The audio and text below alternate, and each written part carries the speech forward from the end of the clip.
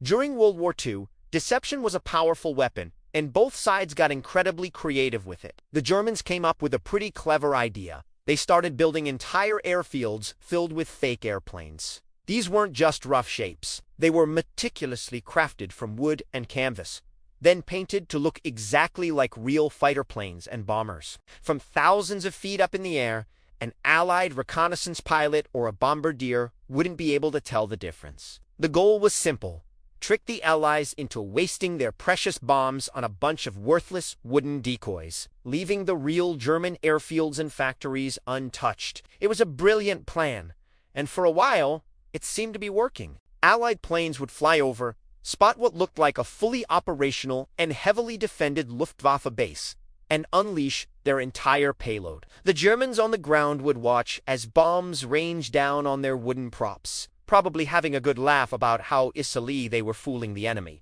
It was a low-cost, high-reward strategy. They were diverting massive amounts of destructive power away from critical targets, all with a bit of carpentry and paint. But the Allies weren't so easily fooled for long. A British spy on the ground managed to get close enough to one of these decoy airfields. He saw the planes for what they really were: elaborate fakes. He immediately sent a report back to British intelligence, detailing the entire German operation. Now, you might think the British commanders would just take note of this, mark the decoy airfields on their maps, and instruct their bombers to ignore them from then on. That would have been the logical, straightforward military response. But the British decided to play along, and with a fantastic sense of humor. Instead of just ignoring the wooden airfields, they decided to send the Germans a message they wouldn't forget. They loaded up a bomber, flew it right over the main German decoy base, and opened the bomb bay doors.